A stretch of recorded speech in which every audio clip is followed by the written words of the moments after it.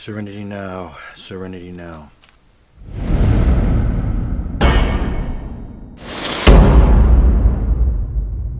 So yes, today I just got home from facing something that's going to be worse tomorrow. And I know this is not music related, just this is what's going on in my mind today. I do have some music to show. But a couple months ago, a friend of mine from work, she asked me to, she's getting married tomorrow, and she asked me to officiate her wedding. Now, why am I so scared? I've never officiated a wedding before. Now, but Jeff, you preach at church a couple times a year. Jeff, you speak at conferences in front of people almost every year. Why is this such a big deal? I'm pretty tense right now. I feel like I feel like I'm gonna have a stroke. No, I feel like I'm just coming out of my skin. It's just, as I was preparing what I was gonna say, I was choking up. I don't know. It's not. I went to my daughter's wedding. I don't remember being that choking up about it. This girl's like a daughter to me, and we've become pretty close friends. And I don't know what it is, but I've been working on the message for a couple weeks, and it's tough to get through without my voice squeaking. So today we had the rehearsal. I just got home from the rehearsal. We didn't read through all the stuff, of course. We just went through the motions. But anyway, it's becoming real now, so I'm hoping I make it through tomorrow. If I don't make any videos beyond tomorrow, chances are I didn't survive.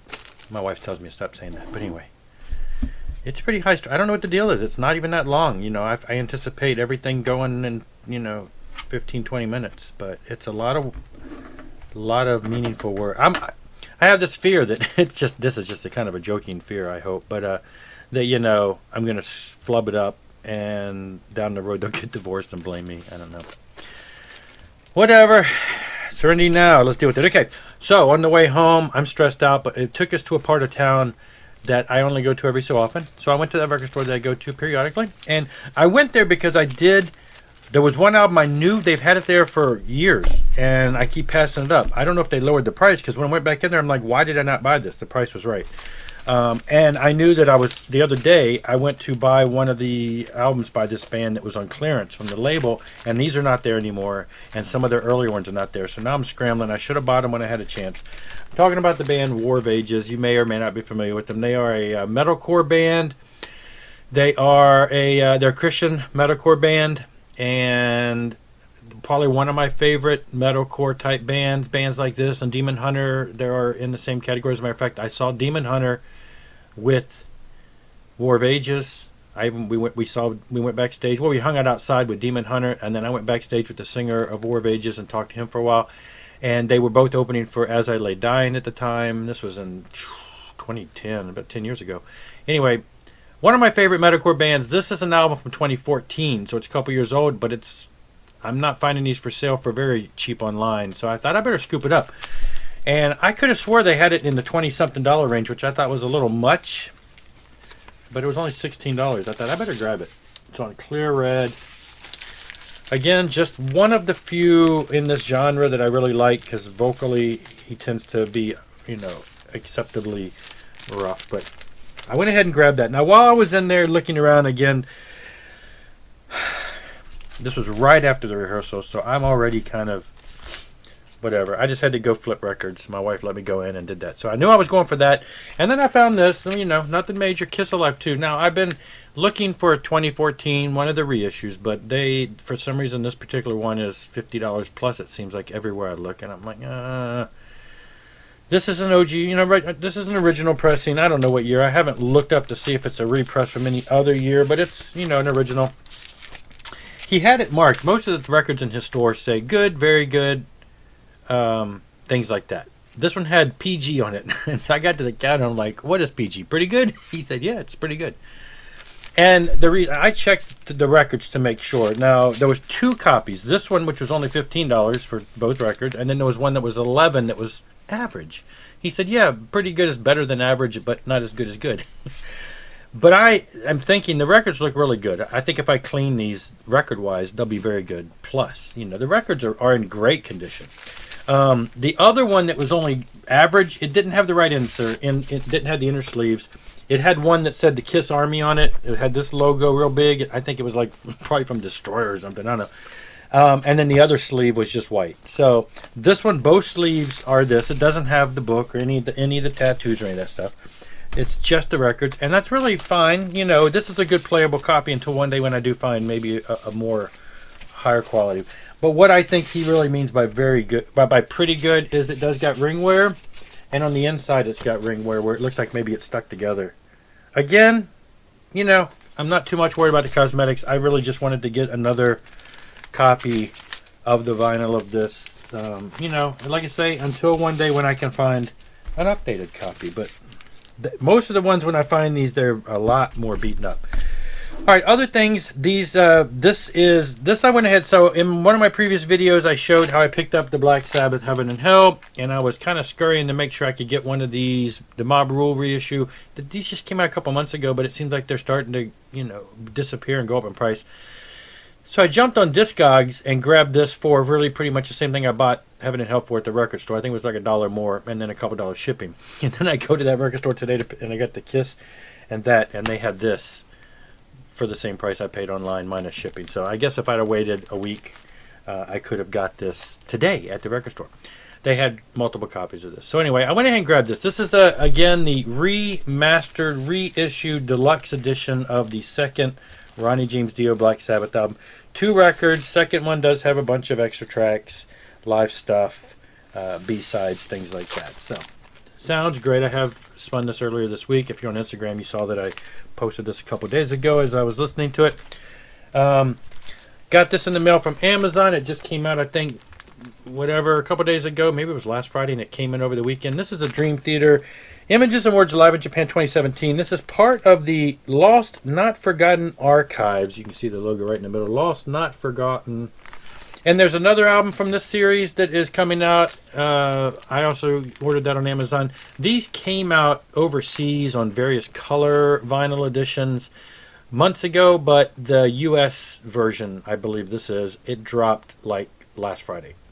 And this came in. It's black. I don't care. And then there is a second one that's coming like in the next few weeks. It's also another live concert. Sounds great. It's just another one. Oh, and it did come with the CD, which is nice too. Plain white sleeves, kind of generic. It is a double record set. It's a gatefold. So, I decided the price was right. I'll grab it. I'm a big Dream Theater fan.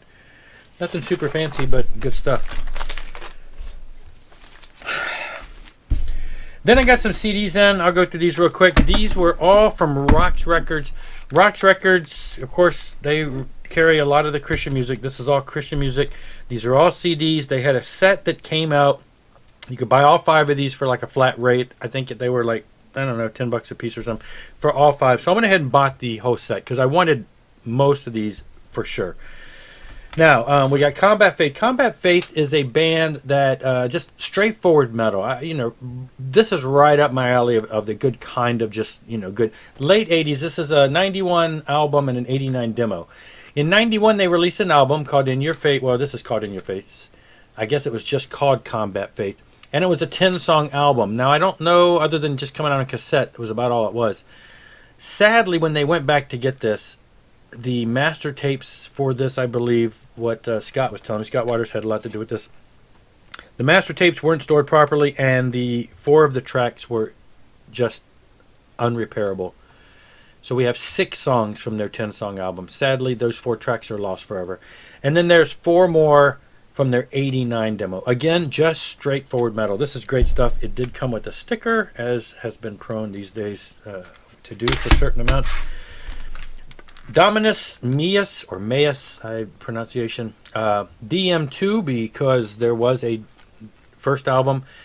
This started off as a kind of a side project for, was it John Evans? John Evans, he has another band, and it was kind of death metal, kind of vocals, sort of kind of on the with music that was kind of at times sort of industrial, but not really, kind of metal. Anyway, with kind of growly vocals.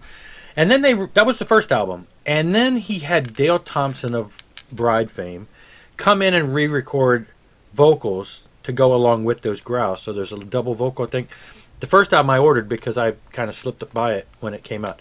So the album was released with just John Evans singing, and it was a digital only release. Then he brought in Dale. They redid the vocal tracks and released it as vocalized, is what they called it.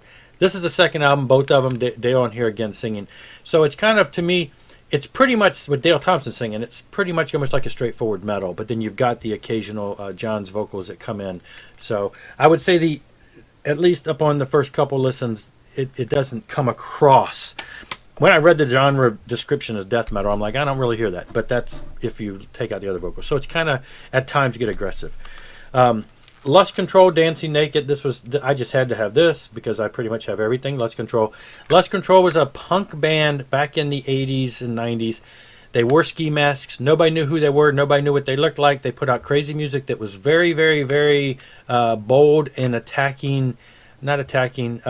in dealing with issues of a sexual nation. Everything from just, pornography to kind of the reverse of everything you find in regular punk, because it's a Christian band, but it's a Christian punk, and they deal with struggles in life and promiscuity and pornography and all kinds of things like that, and some other religious things along that line that are just in general. So they had 2 cassettes out. This is a Condom Nation, get it, Condom, and Dancing Naked, and then they had a third tape out, and then they kind of got signed, and then they re-recorded some stuff, and then they put out some best of stuff, and then they put some compilations and blah blah blah blah blah. Well, the band last year, which I also ordered that because I forgot that slipped by me, released a CD version for the first time of This Is a Condom Nation. Now it was a compilation. It wasn't a compilation at one point, but they went back in. I'm assuming they remastered it and they released it. This is a Rocks Records go back in and clean up and release the actual second cassette. And then the third cassette, Feminazi, was released, a year or so ago, maybe 2 years ago by Rocks on CD also. So now I've got all 3 of those, plus then, again, the ones that they re-recorded and stuff.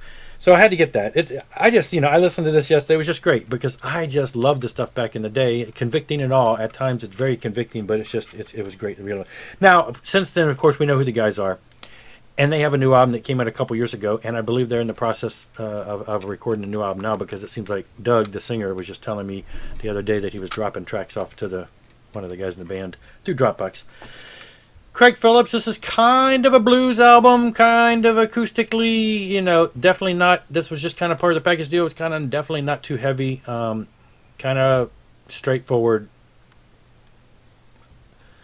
fuzzy guitar rock type stuff. So I've only given it one listen, and, at this point have kind of mixed feelings, don't know exactly where I stand, but, it's not bad. I just, I want to give it a couple more listens. Can't stand listening the first time and getting too much. But I just got these in, and I wanted to go ahead and cover them. El Victoria, Warrior Life. I found out a little bit more about her since then. She's from South Africa, which explains a little bit of the lyrics are a little, at times, feel a little, like it's not her first language in English. She's a guitar player. She sent me some information on Instagram after I posted that I got her album. And she also has another band, which is kind of a death metal band, where she plays guitar. She sings melodic female vocals, but then has this other guy that's growling through it. He's mostly the singer. She has stuff in between it. And it's a lot of industrial sounds. They were the ones actually that were described as industrial death type metal. And so I don't know if they have an album out yet, but I was kind of digging what I was hearing as far as I like industrial stuff, and so it had a lot of that, and then it had some guitars, and it had a little bit of her singing here and there, and then it had some death metal guys anyway. But that was it. So yes, those are the things that came in recently, and so I just wanted to share those. And tomorrow, Saturday, July 3rd, if you're so inclined to shoot up a prayer or something, I could really use some peace with this. It's just going to be tomorrow night. I'm just going to be so relieved to get past this wedding. Everybody's saying you should be honored. She wants you to do it. She likes you enough. She is a real close friend of mine, but it's just, man, if I screw up, I'm messing somebody's wedding up. Oh, anyway, thanks for watching. I'll be back. Serenity now. Rock on and rock hard.